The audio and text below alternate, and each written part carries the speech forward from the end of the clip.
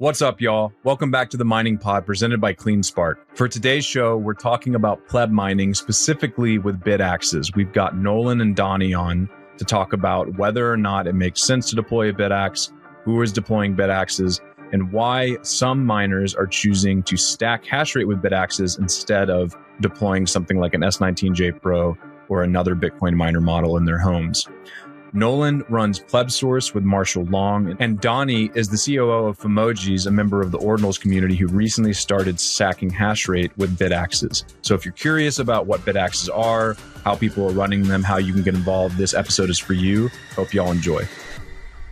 You ever get into your buddy's car and think, dude, how do you live like this? There's half-eaten Taco Bell on the console, a pile of garbage and fast food cups and bags, rumbling in the trunk. You look behind you under your seat and you're pretty sure you saw something move, but you don't know what? Well, how do you think your Bitcoin miner feels if you're not keeping on top of your filtration game? Y'all need to get on Colorado Air Filters. Colorado Air Filters is a major supplier of air filtration systems for Bitcoin mining sites. And they're currently running a summer sale on their inventory, so now is the time to act. Whether you need HEPA filters, new shipments or installations for your containers or your large-scale mining facilities, retrofitted buildings, Colorado Air Filters has it all. And units are ready to sell now. Contact sales at coloradoairfilter.com and use the code MININGPOD to claim 15% off today. Again, that is sales at coloradoairfilter.com with code MININGPOD.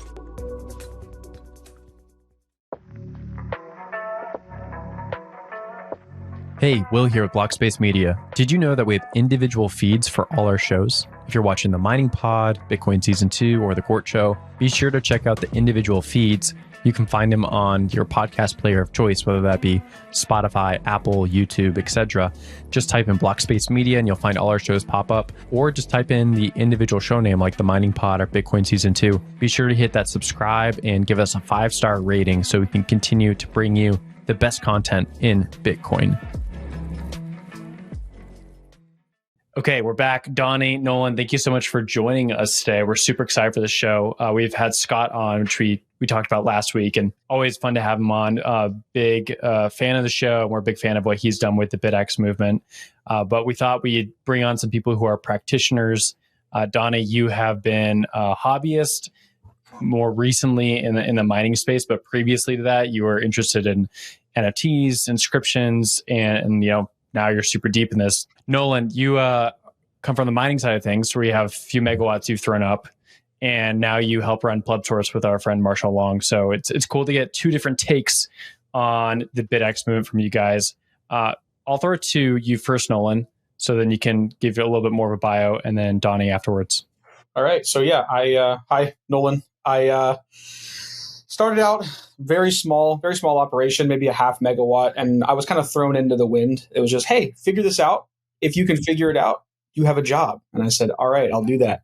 But after probably 6 or so months of that, I started to realize that over the time that you start mining, there is a lot of barrier to entry of what information that you need to know just at a basic level. It's not like some jobs where they throw acronyms at you. You learn the acronyms and you're good. It's, hey, I need you to go put the correct stratum address in this. Okay, what's a stratum address, website? Jokingly, the Czech guys that we know like to say Ordala instead of URL. It's really funny. But learning from all these different people all over the world, it kind of pigeonholed me into this mental space of how can I show this to people with the least amount of barriers between start and like an understanding, right? And I said this at TMS, but the best way to explain anything is to help my dad not ask, or tell people that I work at Bitcoin. So it's an easy way to go from start and sort of a baseline of information all the way up to I can hand someone a mining rig and they can set it up, get it hashing, and understand what to do with it. Breaking down those steps is what kind of led me into wanting to get into pleb mining and wanting to get into just putting hardware into the hands of people that want to be able to mine, but don't understand why they would, or their only exposure to it is these large operations, these mega mines who there's not really any room for someone like a layman to go into these mega mines and and learn, right? It's you and I, it's Donnie, it's you guys that are getting the word out there and showing people, but putting things in people's hands is something I've always been really passionate about. And so something like this that I found out about in Africa, of all places, is something that I've been using for over a year now to show people from the ground up how all of this works. And it's been extremely fun for me. So yeah, it's been pretty cool. I'll throw it to you, Donnie. Is that a gamma in your hand? Yeah, this is the gamma right here. Do you want to expound on that before I go on my historical tirade? So this is a BitAxe gamma. This is it's a one-chip miner that uses the BM1370 chip from a Bitmain device called an S21 Plus or an X21 Pro. I believe they both have the 1370 on them. And all it is Scott, like we mentioned before, he has reverse engineered these so that we can use one single chip, power it, cool it, and be able to submit hash rate at about 1.2 terahash at as little as like 15 watts sometimes. And you can upgrade these, you can build them yourself, they're infinitely expandable. It's pretty cool, but it's just putting something like this in someone's hands for as little cost as possible too. That's a major driving force in what we do. The barrier to entry used to be too high, and now we're getting it under $100 per terahash. So that's a super big barrier that we just passed. So it's pretty cool. And that will give you a lottery ticket to mine a block that will hit once every 20,000 years or 1 in 20,000 chance every year, roughly. I don't know what that is daily, but like that, if you run that at home, those are typically your odds at current hash rate, right? Someone just did the calculation that it's about 1 in 260,000 a day. Oh, cool.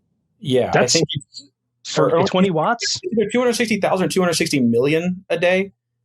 I would err on the side of million because I don't remember the calculation exactly. Sure. But somebody, we have somebody that does it every couple of weeks and says, "Hey guys, with the new difficulty, this is the new the expectation from a gamma." And so, I'll have to find that and link that. Cool. Even if it were like a zero off, I think it still is. It's a fun metric to be able to talk about the fact that it's like it's sort of within reach, even though it sounds kind of astronomical. Like it's no more astronomical than like any other lottery or pooled lottery that anybody would ever play. And the rewards might even be higher per payout if it were to happen. My name is Donnie, by the way, and I come from the restaurant industry, like long-term, decades of it, and recently dove full-time into investigating blockchain stuff. And I got really into like my ex-girlfriend's ex-boyfriend told me about XRP in like 2017. So that was my introduction. The infamous hook. Yeah, dude, I know. I think that's one of XRP's main strengths is getting everyone to just like stare at it, and then some people move past it, I guess. I don't know. So I got into XRP for like a day, and then I read more about what a ledger is, a blockchain, the concept of double spend. I didn't really understand it prior to that because I was working in restaurants. I had friends, like I was a bartender, and I had friends who had Bitcoin at the time, and every year or so they'd be like, "Do you see what the Bitcoin's worth now?" And I'm like, "Why aren't you selling it?" Like I just, that's the natural first response. Why aren't you selling this? And they didn't, and they still have it now, 8 years later, and I'm just kind of becoming, ordinals are what got me into Bitcoin eventually. I was always aware of it, kind of like the ocean. Like when you live by the ocean, you just continue to walk past it because it's going to be there tomorrow too. And you're like, it's not, there's so much to know there. It just keeps on being there. I'm going to go for the crazier stuff, like the water parks, let's say. So I ended up like trying to get into a bunch of weird alts in 19, 20, 21 and messing around on that side, which was ultimately fruitless, but I learned a lot about market cycles and psychology, I think. And then eventually became completely obsessed with Bitcoin once I realized we could do anything with it other than just hold it, which I know is controversial and some people don't think you're supposed to do that. But I guess that doesn't really matter. It's what got me into it. And that's the story I'm trying to tell. So now I'm completely obsessed with Bitcoin from top to bottom, all the way from node running to mining to UTXO management and running a node, hooking Sparrow into it, and like getting basically as close to water as I can without getting wet, I guess, because I'm not a developer. So I can't really engage further than the software available will let me. But ultimately, this road led me into an ordinals Discord called OMB that got me super into mining, because about a year ago, they were giving away free Supras, branded Supras. They made the boards, they popped the chips themselves and got everything put together and just handed out, I think it was like 1,500 Supras to holders of these ordinals. And then they moved on to gammas because the Supras were lethargic, let's say, and maybe power inefficient per the hash rate they're putting out. And then eventually we moved on to NerdQ Axe ++, the easiest of all the names to say. And I would say the best design name of all of them.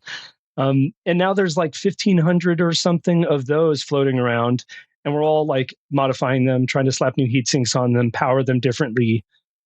Basically troubleshoot all the things that they might, the issues you may bump into when you try to crank the knobs a little bit. Like, what's your first hurdle? And then what's your next hurdle? And then when do you have no hurdles? And when is it unreasonable to even do that?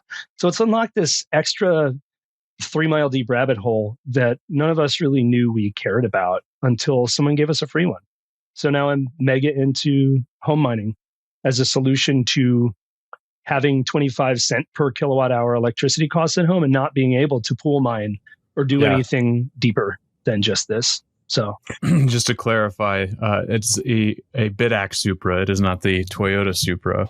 If in case any of our listeners were confused. Vin Diesel is the founder, and he's handing them out now. That's cool. Donny, I want to zoom in on something you said, and you don't have to apologize for any degenning or for any ordinal or inscriptions trading on the show. This is a safe space, and we protect, or I'm not embarrassed. I don't want to breach the topic boundaries if we have those. So no, it's okay. I'm just giving you a hard time. We'll fight for your right to use your Bitcoin and your instant transactions through your own node as you wish.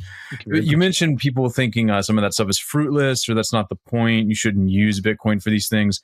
I feel like that's actually kind of an interesting analog to what we're seeing with the BitAxe and pleb mining movement here. I think you see a lot of stuff similarly online from people saying, why would you run one of these things? This is not real mining. You're not going to win a block. There's no point in doing this.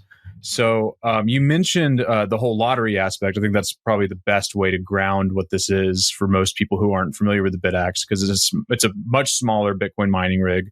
These are usually like 2 to 6 terahashes or something like that. And like you said, Donny, there's no reason to pool with something like that, to use a mining pool. And so when you're running one of these things, it's kind of like a pleb lottery ticket to try to win a Bitcoin block.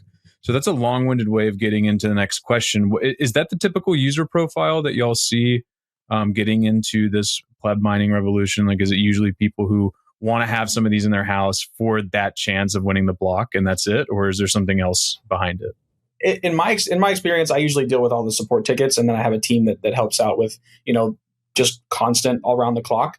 But something that we've noticed is that the amount of people that are very, very into the ideas around mining and the ideas around lottery mining, those are the type of people that are at what I call like the middle step. They're informed. They know the legislation. They know the like what barriers could prevent them from doing things, but they don't really want to go into the deep end yet. They don't want to say, hey, I want to spend $500, $600, thousands of dollars on an industrial miner. They want something that can help them learn.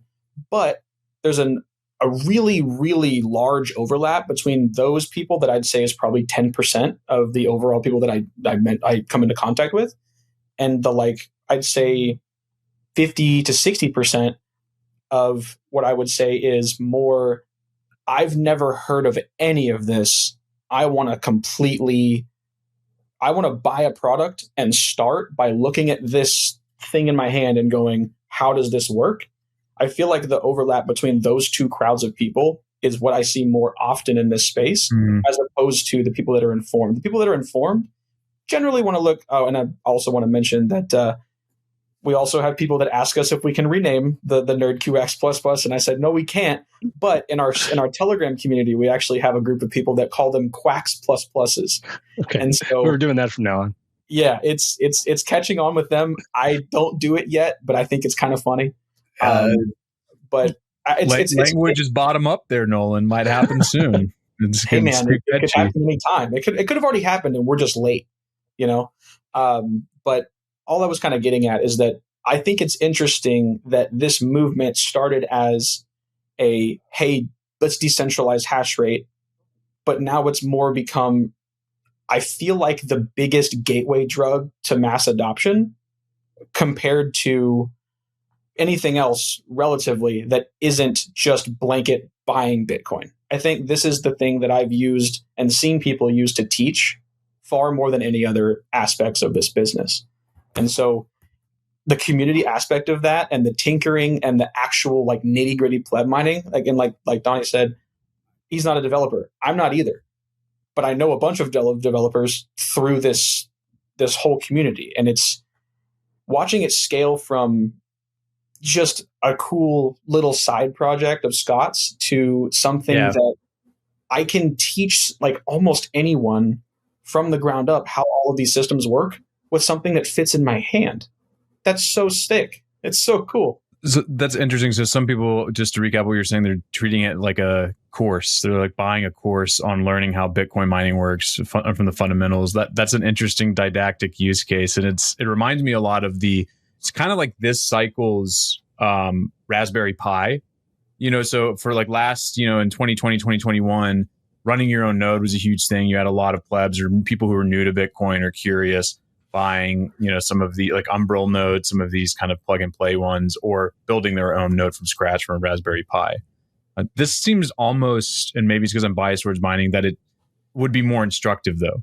Because that's actually, there's a lot, like in terms of running your own node and using your own node to send transactions, things like that, that actually requires much more lift than plugging one of these in, I would imagine. Right. We've actually seen quite a few people. Because we sell Start9. We have some Start9 nodes. We have the full nodes and we have the server ones and the full nodes, but they both run full nodes. But the amount of people that have gone from one BitAxe to 5 and then a node is a lot, just because they think it's so cool, but they have these given out to their family members and they're all running it off the same node.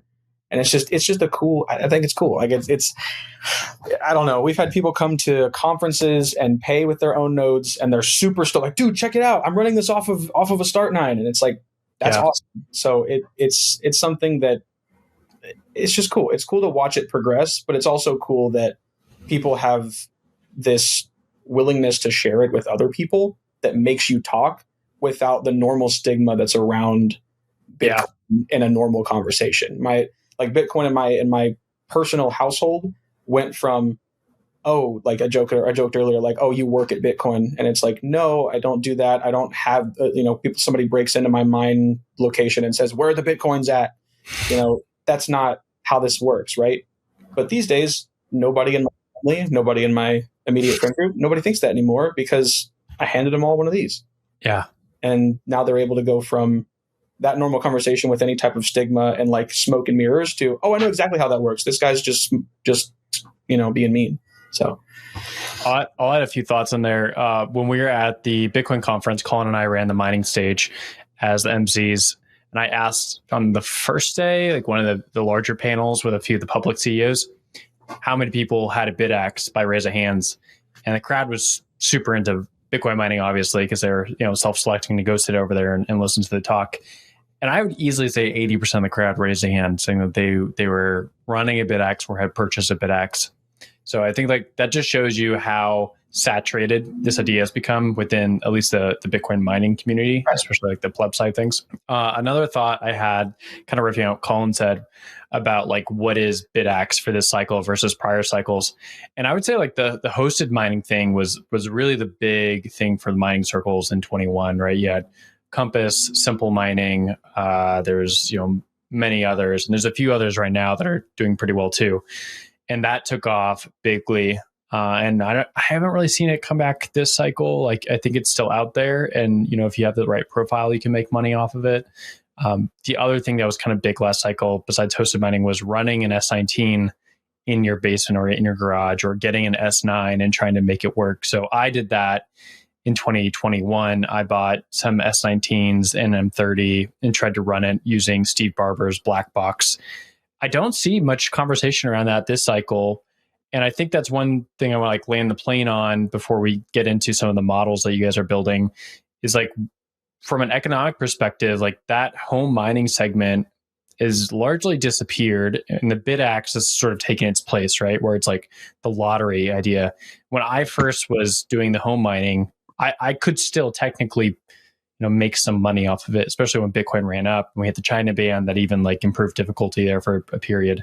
Yeah. So Donnie, I want to throw it to you. Any thoughts on that about like the purpose for why people are mining versus prior cycles?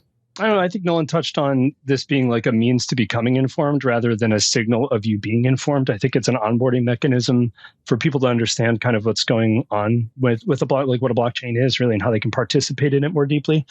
Yeah. As far as mining goes, like you're right, you can't, like as competition becomes more and more fierce and mining becomes more and more commercialized, you really you can't have a dog in the race with an S19 at home, certainly not an S19, and definitely not at residential electricity rates, at least not where I am. And I think even the US average is something like 20 or 25 cents, isn't it? Like it's really, really high.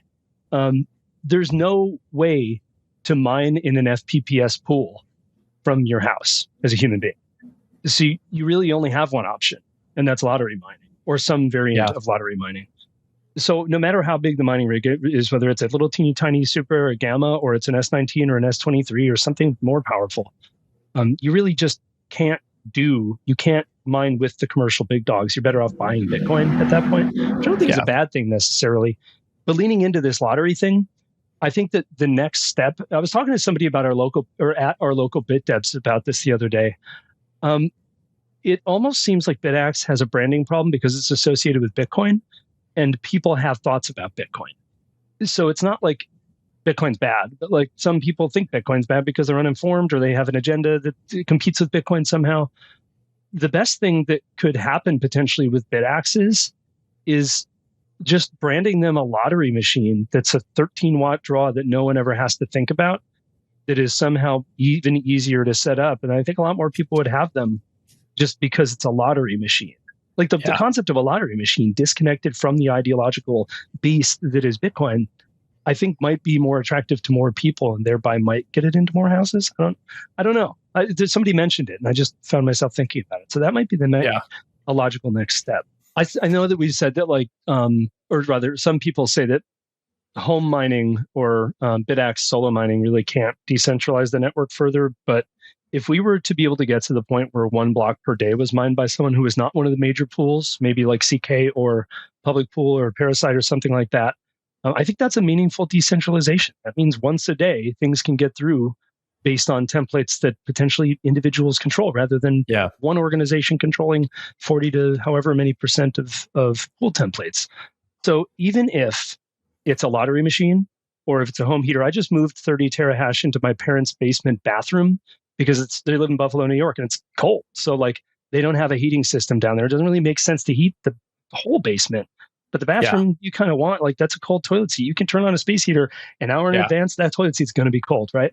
So I think there is a use case still for using them as heaters that potentially have a lottery ticket attached to them that fewer people than are utilizing, but many more can.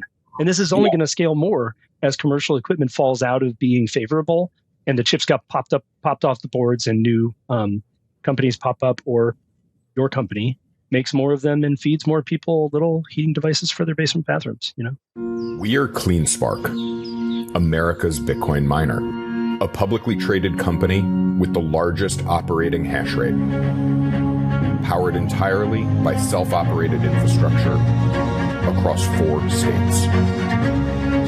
This is our proof of work. We are setting the standard for what's next. Learn more about the intersection of energy and Bitcoin at cleanspark.com.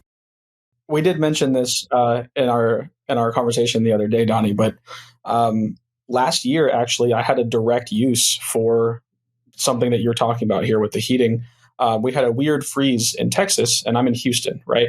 And so our houses are not built, our apartments are not built for extreme cold. And we had a period of about 2-ish weeks where the temperatures were under freezing, and that's just not something that we see often. But my heater in my apartment wasn't actually hooked up properly. They never hooked it up properly. You'd turn it on and nothing would happen. So instead of going through the steps of, I want a work order, everybody else has a work order, so I'm like, I'm not suffering that much. I'll let everybody else get theirs first. I'm in a whatever area, and I don't want to burden anybody. So I built a stealth miner from Stat Stacking Pleb. He had a couple of housings that he had sent us for like testing purposes, because we needed a couple of different prints, like sizing wise. And I was like, I'm going to build one of these and use this to heat my apartment. And my apartment was about 700 square feet.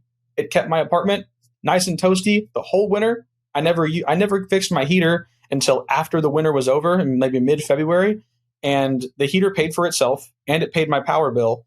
So it was my power rate. Obviously, in Texas, it's off of the national grid, right? So we're on ERCOT's pricing breakdown. But for my power rate, I was paying about 13 cents. But at 13 cents at 17.5 watts per terahash, up to 20 watts per terahash in a really cold environment inside, it was profitable on a pool. And that's something that I just had plugged into the wall for 4 straight months. So it's definitely still sort of possible. You have to find an edge, and you have to be at a place where the power is somewhat reasonable, right? Like I'm in Oregon, it's 12 cents. I could probably do something similar. Although in the winter it doesn't get like super cold here. So like maybe I would be running it more than I would just be using it for the heating, right? But yeah, that's one of my favorite, kind of to verge off of the BitAxes for a second. Using Bitcoin miners as a source of heat for water or air is one of the most amazing applications, I think. And like if you actually are, kind of more of an engineer mind and you have a little bit of volition, you can make that happen, right?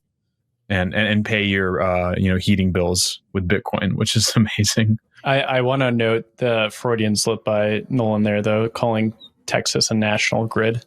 Or I said off the national grid. Yeah. The state grid. So you meant off. So you meant like isolated. Yeah, isolated. I meant to say isolated, but then I was like off the national grid, and that's my bad. But yeah, it's disconnected from the national grid, so we have our own. All Texans secretly here. Yeah. All Texans secretly wish that they were still the Republic of Texas. Speaking of being off the grid, my power goes out all the time because I'm in PR. And I have been trying to come up with a solution to this for about a year and a half, because every time it goes down for 2 days, my fridge gets all messed up, and like you don't want to lose a ton of food. Sometimes 2 days, dude. The water went out. I was on and off for the last 4 days. It was funny. I just came up with a solar solution to the electricity problem, and as soon as I hit the buy button, the water went out for 4 days. It was like, oh yeah, you want to solve that one, huh? Anyway, I bought a 3,000 watt hour home battery backup and 2 500 watt panels, solar panels. Because if there's anything we have here, it's that. So I'm going to plug my refrigerator and my 4 miners into this backup battery and have it run off of solar all day and charge the battery simultaneously, and then run off battery power as long as it can through the night, and eventually draw from the wall just to keep it running. And the next day repeat the cycle. So in about 5 or 10 days, I'm going to have this like 1,000 watt, 12-hour a day solar system in an apartment. But it might actually work. So I'll let you guys know about that. I mean, yeah, that's the sweet. Whole fun side of these things is you get the Tesla power walls involved. I don't know if you guys have followed any of those escapades from some Bitcoiners who like figure out how to do the whole solar thing, to the Tesla power wall, to the S9 in the garage, and then has like this whole kind of loop with it, which is sick. Let's keep going along, and I want to talk about some of the fun stuff you guys are working on, which we've probably made the audience wait a little bit too long to talk about it, but that's okay. So if you've stuck with us, we're going to go through some models and units, and I think just for you guys, like walking us through the process of like when you purchased it, how this kind of compares to other things out there for people who are not, as well versed on the market for BitAxes or the NerdAxes, etc. And then talk about some of the modifications you guys made and like why you made them, how hard they were made, how hard they were to make. Donny, maybe we could start with you, because like we got to start somewhere, and cool. let's talk through it. So the first thing I was given for free was a BitAxe Supra, which is a single chip. I think it's a BM1368 from an S19. Is that right, Nolan? That sounds right. And that was the first time that I got a thing for free. I think they were like $150 back then, and I saw it hashing at like 600 gigahash per second or something like that. And I just wanted to turn all the knobs up. So the first thing you deal with is heat. You have to replace a heat sink or get a bigger fan or a better fan, worry about the voltage regulator. And eventually you bump into power problems where you need to supply more power to be able to feed the chip to make the more heat that you've now solved. This is kind of universal across all boards. You run into heat and power issues. And how you solve those is different depending on which board and which chip setup you're talking about. The most recent one that I've dove into is what are we calling it now? The Quax Plus Plus, the NerdQ Axe Plus Plus. There's 2 plus signs at the end of that one. It is a beast with 4 gamma chips on it. That's 4 BM 1370s, and it comes stock with about 4 point. This is an aftermarket cooler, but it's just like a thinner. This is a thicker version of the stock one. This thing comes with 4 gamma chips on it, and it comes out of the box at 4.8 terahash, like kind of underclocked, as I would see it anyway. The firmware is limited to 750 megahertz, so you can't overclock it more than that, which is probably good because the stock power supply burns up after that point. It usually fails. And the stock ASIC heatsink is probably fine at that level, but the voltage regulator needs to get air either from somehow pulling off the back or the front of the board because it's kind of like under the screen. So you can just plug it in and run it stock, and it's cool. Like, it's already doing an awesome job. But if you're bananas and you want to do some weird stuff with it, you do have to order an external power supply. You can chop up the original power supply wire it into the external power supply, which is made by Meanwell. You can provide links, or maybe you can provide links for stuff like that. And any sort of cooler that is like a CPU cooler will probably fit on this guy. Whenever you do any of this stuff, though, like this final product, this puts out 6.2 terahash right now with what I would consider kind of conservative underclock or overclock, and runs in a 90-degree room all day at 60 centigrade. So it's well within its buffer zone before it would shut off due to power alarms. The last thing I would say about this is that all these things sound really straightforward, but you're going to like cut your fingers, cut the wire at the wrong side. You're going to install the wrong adapter on the CPU cooler, and it's going to have too much lift. It's going to overheat. It's going to give you some weird message that you don't understand how to read yet. But all of this is kind of like part of the journey. And then you end up with this cool thing that does more with less money and fewer, well, not really any additional parts. And it's super satisfying to be able to feel like you've done that. So a lot of the reason I get through this stuff is because I want to know entirely what its limitations are and what I can do to help it be the thing it wants to be. And then I feel like a proud father by the time it ends up working. Can you put it up to your head? I want to see how the size comparison. Nice. Big, dude. It's also like, it's great YouTube thumbnail clip right there. Okay, so I want to talk about this a little bit more, and especially for the audio listeners who are not watching on YouTube. It's definitely a good show to watch on YouTube. So you have the video element. It's about what, 8 by 5, would you say? Or what's the size of it? 8 by 5 by something like that, 7 by 4. Yeah, it's around there. I think the actual like board dimensions is 7 by 4 by 1 with the heatsink, or at least stock. But I think it goes up to like his will probably be like 2.5 inches thick. Okay, because a lot of the BitAxe models are like, hey, put this on your desk, and you can just kind of leave it there. But once you get into the NerdQ, it still fits on your desk, but it's becoming a sizable toy on your desk. You notice it. Yeah, right. And does that one make a lot of noise or a lot of heat coming off that thing compared to some other things we talked about? Nearly as much as you would think. So this is kind of a weird example because the stock fan is mounted floating behind the board to pull heat off the VR. And the new fan is on the front. So I'm running 2 of the stock fan at 100% all the time. And like, you can sort of hear that it's on, but it's by no means disruptive. It's not like something I feel like I need to fix. And these are using Bitmain chips, right? That are sourced from, I forget which model, S21 something, right? S21 Plus and X21 Pro. Okay. I think the ones that we had on our most recent run were on S21 Pros. But yeah, just BM 1370 chips. But I was going to mention something that he mentioned. Take it away. The cooling capacity of these heat sinks that are on these NerdQ Axe Pluses, they have a lot of headroom. Not a lot is a vast term, but they have enough headroom to get a pretty decent overclock on them without any extra modifications, which is cool because anyone can pick these up and overclock them. But with the modifications, like he's mentioning, almost every cooling solution that you'll find, the only thing missing from those is a way to cool those VRMs behind that screen. That's the main kind of bottleneck. But as far as CPU coolers go, all of the NerdQ Axe Pluses and just that same form factor, and the miners that we are building in the future, we've actually put out a couple of teasers on what our next big thing is. We're trying to get Auradine chips into a 10-chip grid that's got an AM4 cooler on it that you can just slot onto it. But obviously, it's just going to take some more time. But those coolers, those AM4 coolers, will work for these applications, and anybody can grab them. You can grab a liquid cooler off the shelf. You can go to Alibaba, get a $20 liquid cooler that's going to do just as good, and in some cases even better, then these stock coolers, these stock fan coolers, and then just stick a little 12-volt fan on the back of your VRMs, and you'll definitely be able to overclock past stock. But as me and Donny were talking about in our own private conversation, getting the cost per terahash after stock is a conversation worth having when you're looking at overclocking these types of devices. You go into kind of the weeds once you reach the point of the stock limitations. Once you get to those stock limitations, you start kind of asking yourself, what is the cost benefit of me spending, $30 per extra terahash, $100 per extra terahash? Is there a coolness factor? Am I showing this to people? Am I how much do I want to learn, and how many problems do I have that I need to solve? And a lot of the time when our customers specifically reach out to us for those types of recommendations, it ends up being the people in the community that I mentioned earlier that both help them excel into that and also prevent them from doing so. It's very weird. It's a really interesting conversation once you start getting into at what point is it worth potentially compromising your hardware. And like you said, you're running these in 90 degree ambient temperature rooms. That's where we test our devices as well, is in 77% humidity or higher generally in a warehouse.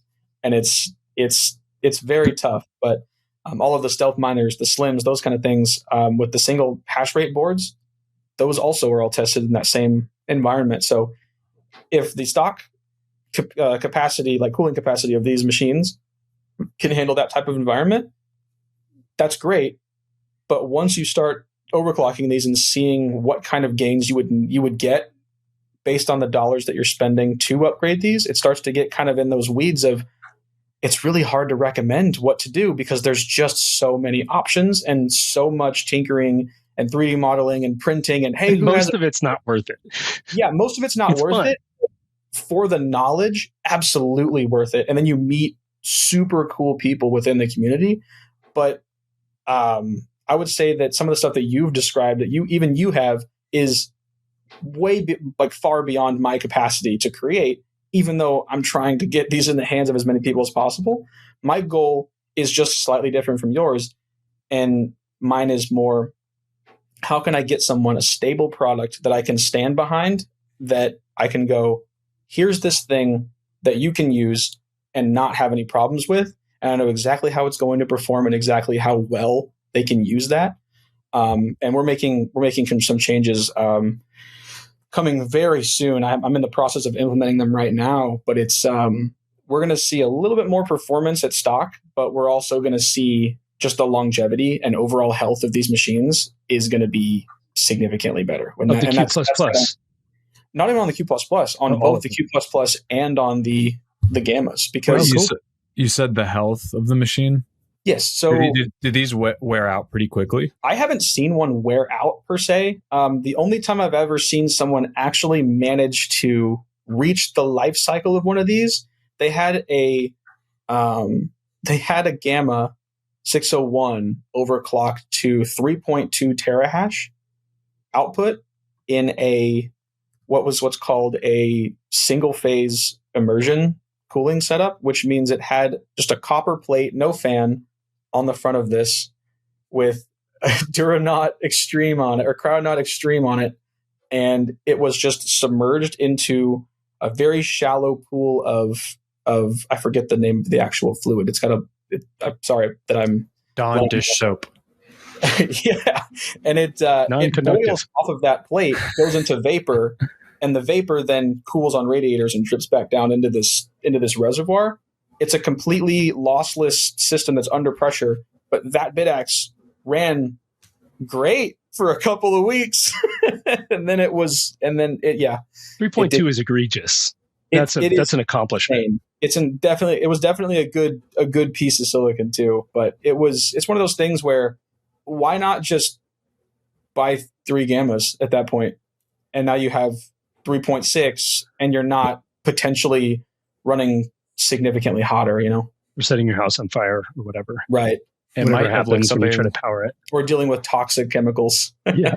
Did it look something like this one? This is one we saw at the Nashville mining conference. Right. So that's actually Ronin. We actually sell that kit on our website. So Ronin Miner is the guy that makes those. We have kits, DIY kits actually, that are available right now. And you can build this yourself. It's super simple. Is it hydro cooled? Yes, it's hydro cooled. So you'll see this is the water block here, and you can fill it up a little more to make it not trickle as much. Some people don't like the noise, but if you'll pause it when you're looking at the actual BitAxe itself, you have the water block that's on there.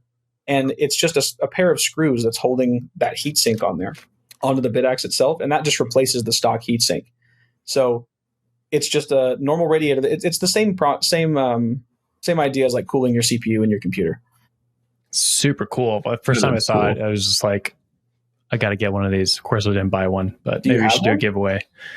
No, I just saw it there and I was like, this thing is sick. But I thought it was custom. So it's good to know that like you can actually go out and buy this, because that's how I would do this. And I bet, majority of our listeners would be like more inclined just to buy something like this as opposed to tinker around with it.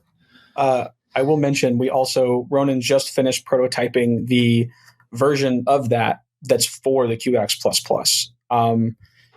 It's really cool looking. We're trying to convince him, because he had it in this big, it was really funny. He had this big wall basically that was way too wide, and it would take up a whole desk, like a monitor width of space.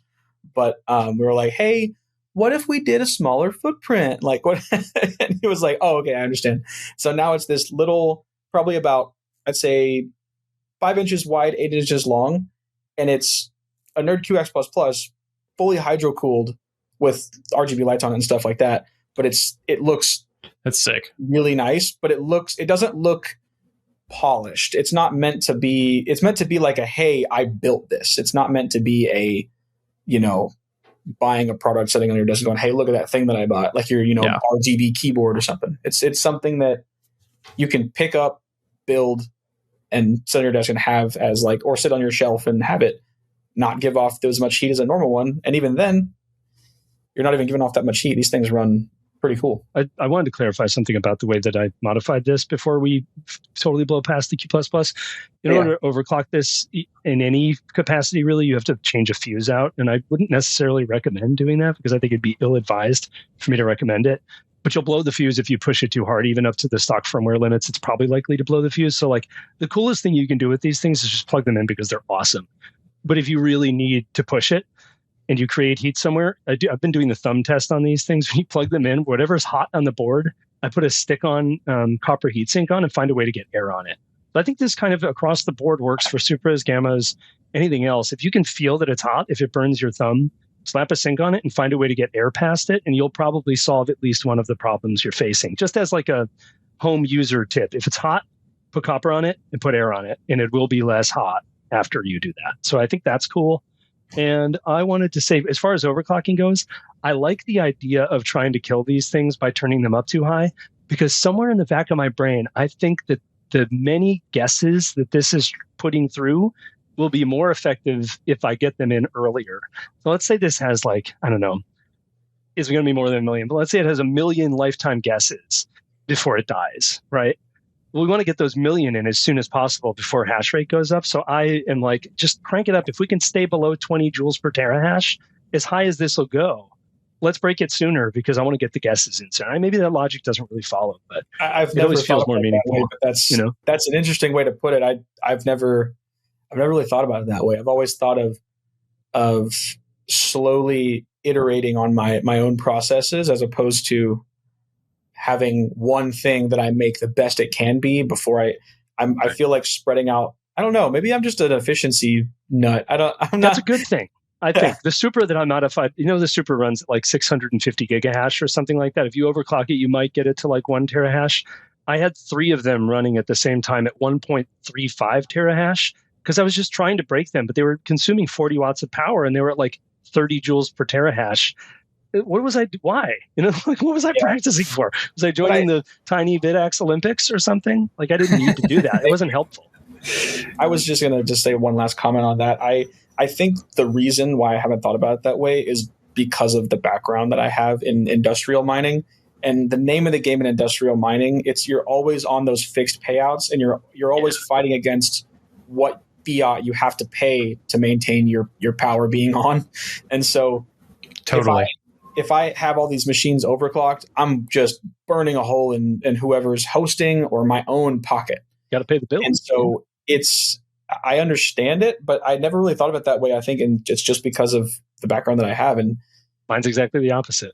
Yeah, I just bought one thing and I was like, how do I maximize my chances of this lottery ticket winning within whatever small financial, consumption this is taking? Right. Which is ultimately it is small. Even if it's 1,000 watts, it's really not that big.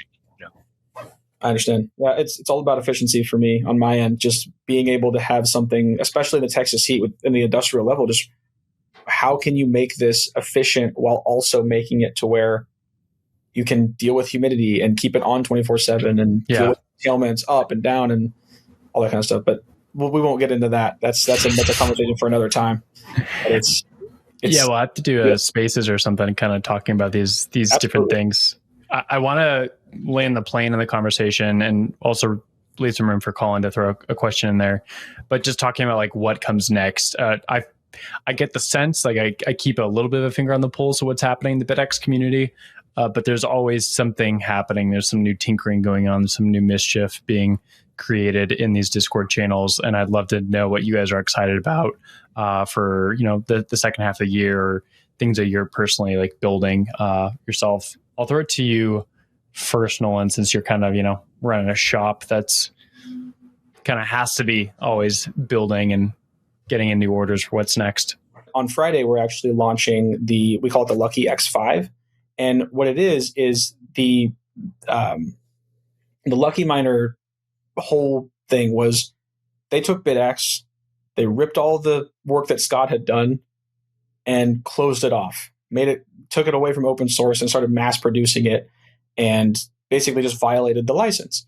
Well, no way to enforce that because they're, China based. And so what we've been doing is taking those Lucky Miners and open sourcing them again. So now we have these Lucky Miners that are on Axe OS that can be tinkered with any way you want. They're cooled very efficiently. We've switched all of the thermal paste, all of the heat sinks, all of the innards of this thing is now open sourced, already pre-configured, ready for someone to just plug in and go, oh crap, this works on my swarm. I already have a BitAxe swarm. Plug it in. It pops up with the rest of your BitAxes on your network and is configurable through those as well. So now you have 4 terahash, 5 terahash, 6 terahash. If you want to overclock, you have more. And it's quieter than 4 BitAxes. And so it's something that we've been working on in the kind of the background as like a side project. But that's the most immediate release that we have. I imagine if this is in a couple of weeks that those will probably all be gone. But I hope that they're all gone. But it's something that it's been pretty cool to tinker with. I've learned a lot of just how the insides of these things work. And I think that you'd be interested, Donny, in probably seeing one of these things and having one that's completely cracked already. So yes. May find a way to make that happen. I would ask though, if you guys are looking, or if anybody that is looking for a specific idea behind what you would expect in this type of space, are you looking for something that's the next big single chip? Are you looking for something that's more efficient, less efficient? Do you want something that just has so much headroom that you can, touch the stars with it? Or are you looking for something that's the next cool, polished product? Because I don't know. I'm just trying to make sure that everyone has an option, but at the price that's something that you can access, and not something that's, oh, hey, I have this $200 product that I'm marking up. I don't want to do that to people. The people that I've seen getting into this, and I'm pretty disconnected from probably a lot of the solo mining world, and I'm in a very small, strange pocket of it. Most of the people started with that free Supra a year ago, got a free Gamma, and now they got a free NerdQ, and they have all 3 of them. And some of them, let's say like 40% of the people who have been gifted these things have bought external parts, new cooling systems, PSUs, stuff like that. It seems like there's an availability of cooling systems and like fan shrouds and fan upgrades and stuff like that. But there's not a lot of PSU modifications or PSUs that, like, cable management basically is what everyone in the Discord has in common. If they have one NerdQ and they're like, well, this is 5 terahash, I wonder if I can do 20 in my house. there's really not a miner they can buy, I don't think anyway, that's price accessible and is only 20 terahash. You kind of have like somewhere between 5 and 100, and then there's like a gap in between. Am I right about that? Is there anything you can buy that's just like 20 terahash? Not at this efficiency. Not at the efficiency. Yeah. That's correct. So once you get below 20 terahash, or once you get below 20 watts per terahash, that's when that cutoff happens. But I want to enter something here really quick. I know that we're kind of at the end of our time, but part of the limitation of a lot of these devices is this guy right here. Yeah, the barrel. I know. So this barrel jack is available everywhere. You can get this part anywhere. You can find power supplies worldwide anywhere. The problem is that putting more than 120 is even pushing it, but pushing more than 120 watts through a barrel jack is dangerous. It's not something that you want to do. And being able to build something that can efficiently run under 100 watts, but that has more terahash than that 5-6 mark that you're mentioning. Even the NerdQ Axe ++s, those are, like you're saying, blowing fuses, and those are 8 amp fuses that are shipped stock with those. That's 100 watts. Like, that's it. And you want to run these at 80%. Once you get to 100%, you'll notice that you can't touch that power supply brick anymore. But it's something that, yes, there's a limitation there, but it's not because of nobody developing it. It's because we don't want to put something in the hands of a consumer that is dangerous. We don't want to put something that isn't accessible. If somebody wants to take our product and go, I want to make this even better, like even what Donny's doing with his Meanwell PSUs, and a lot of people are doing with their Meanwells, the problem is still this connector, because you can't get any other connector that's safer. They're all 12 volt. So and even then, if they're not accepted, you can't go to Amazon, for example, and just buy an off the shelf solution. And that's a huge bottleneck. And hardwiring doesn't work because it's not easy, basically, right? It's not easy, and it's not safe. I had to hardwire one of mine again because I killed the barrel on one of the super hexes, so I had to hardwire one of them. And it hasn't melted yet, but I also underclocked. They were overclocked. It was just kind of stupid. They're underclocked now, so it makes more sense. And I hadn't really thought about what impact that would have if there was no barrel there, like where the limitation lies. But maybe I'll have to try to burn my bedroom down figuring this out now. The other thing I think the thing I wanted to note about that was just that cable management in the 20 terahash range seems to be the issue. So I don't know if there's like a pre-boxed PSU kind of thing, like you could fabricate something that's like Meanwell's PSUs or something like that. And I don't really know. I don't know what the solution is because I'm not on that side of it. I just notice a lot of people trying to scrap the stock power cables and move on to things that can hit 4 units.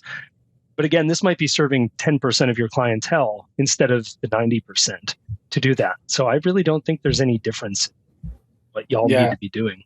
We've also tested a couple different solutions as powering multiple of these things, and we don't carry them specifically because of the there's a code that it'll throw to you. I don't remember the exact code, but on BitAxe specifically, they have on the bottom of the AxeOS UI, it'll show you what your input voltage is. That input voltage on those multiple the split off power supplies, it'll fluctuate. When you have fluctuating voltage, the lifespan conversation we had earlier goes out the window. Oh, like on a Meanwell, you mean? On any external power supply, the Meanwells are the best you can buy, really. But as far as the split connector cables that go to these BitAxes, it's something that we've seen often where people will come back, and because of that, we'll have either. I hate to say this for audio listeners, but U3, U6, and U5 are all regulators that are that are going to blow up if you have that modulating power. So it's not something that is carried by solves a problem maybe temporarily and introduces more problems that are much more detrimental. Yeah, yep. I see it. I see why there's that gap now. I never really thought about why there was a gap in between basically the home commercial and the home solo market in terms of terahash. Yeah, just being able to have something on the power supply side that's accessible to everyone is you go from barrel connector to just random wall plug very quickly. And it's not safe. You can hardwire anything, but you'll notice that even on the stealths and the slims, like those are running 500 to 800 watts. Those are using the old APW 3++ power supplies from the S9s. And even those, I have to individually take cables, not splice them together, but fit them to where I can trick the control board with a Loki board to say, hey, I'm getting this voltage, and that's not even correct. Yeah. So it's while it's fun and cool, asking someone else to assemble that, which is something that I have done as a test, is just not good for the consumer level. So making that, like I said earlier, barrier to entry is so high. Yeah. And once you want people, or end up finding people that want more performance, or that want to replace those fuses, or that want to upgrade their hardware, it gets to a point where at a certain level, which we've seen is like the 5 to 6 terahash range, it becomes a little unsafe. And you go into a territory of not having the hardware available to you to be able to do it without your own modifications. And yeah, we're getting there, but we're not there yet. Yeah. Soon TM, as my gamers know. So y'all talked a lot about efficiency improvements. And, Donnie, you were just talking about like you can't get 20 terahash miner anywhere that's like competitive in terms of the joules per terahash. But scaling kind of keeps creeping into the conversation. Like, at what point do you just acquire so many of these that you might consider pointing it to a pool? Or if you get to that point, why shouldn't you just buy a Bitcoin miner? Some of these guys go crazy, Like I've seen racks on racks at people's houses. Yeah, that's good context, Will. Like you see like people deploying a lot of these. Like at what point do you shift the strategy from lottery mining or like just buy a mining rig outright? From the people that I talk to regularly, and myself included, I don't have a 240 plug, so I can't buy a real miner. Also, my home electricity bill would be absurd. I would lose money. I mean, I'd be getting like KYC free Bitcoin, but I'd be overpaying dramatically for it because my electric rate is 25 cents per kilowatt hour. If I had basically when my electric bill is too high, I just go, well, this one's going to my parents' basement now. I got to get rid of this one and I'll find a new one to tinker with later. But it always ends up like my overflow ends up going somewhere where people need heat. Even if it's just like a friend's house, I give it to them and I give them something to tinker with. So mine goes away as my electric bill gets too high. If I had a 240 plug and I had better electricity, I would just be already mining like a normal person in a pool, getting payouts regularly instead of trying to solo mine. But I just like, there's no, also, I don't think with BitAxe, I don't think I'd ever hit the minimum for payout, Like you're spending is 100 watts or 500 watts or something. For most FPPS and PPS pools, you would hit it. Like it would take a minute. It would take maybe a week or so, but or maybe longer. Okay. Depends. If you've got like 20 terahash, it might be a little bit longer than that, but you would still hit it. Well, to answer the thing you were asking, what are we excited about for the next like phase of mining or whatever? There's a new pool called Parasite that is somewhere in between solo mining and like FPPS pooled mining. And it's Lightning payout based. Everything's preloaded to hit a block in a wallet that's going to be paid out when it happens. The person who hits the block gets 1 Bitcoin, and the remainder of the hash rate splits the 2.125 plus fees, which is a unique model. So like I don't know if I'm excited about that fact. I'm excited to see how we end up using that, whether it consumes solo pools or it consumes FPPS pools, or what sort of new gambling mechanisms this brings up for people. Because while when you do mine a block, you only get a Bitcoin, but also if somebody else in the pool hits a block, you get something still. So like this feels like a really cool middle ground where you're more likely to pay off your investment on electricity and equipment, if not maybe get a Bitcoin out of it. So I'm excited to see how people utilize that, or if anybody jumps into it more than outside of the OMB crowd, if like people are drawn into it from the CK or solo pool side, or if like somebody with a warehouse with, I don't know, like thousands of terahash in it, many petahash, let's say, decides they want to point it at Parasite and what that looks like for them, I'm excited to see how the game theory plays out. I have a something I thought about while you were saying that. Now that we have this kind of new, like the article mentions counterculture, but it's this weird middle ground. I think a lot of it too is that, at least in the US, there's been a weird shift into like the gambling aspect of everything. Yeah. And we're seeing a lot more of, you turn on the TV, there's 3 gambling ads, 6 minutes of a football game, and then they tell you about like DraftKings or something. And then you go to YouTube and you have in video sponsorships for gambling, and you have, stake.com stuff. Like you have all these different like gambling things. And I think lottery mining is kind of is accidentally getting bigger and bigger because of that.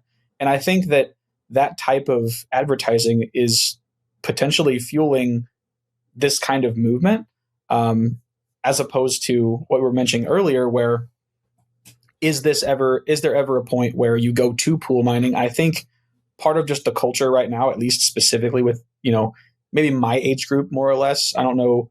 I'm under 30 still. So it's one of those things where I hear about it a lot and I see it a lot, but I'm not sure at what point we'll reach the level of people seeing, oh, I'm at a sunk cost threshold right now. When do I don't think we're actually ever going to hit that. I don't think we're ever going to see. I think Parasite is something like, I'm just as excited about it as you are, because I want more options, but so many of our colleagues and also customers have been looking into Parasite of like, this could be a cool thing.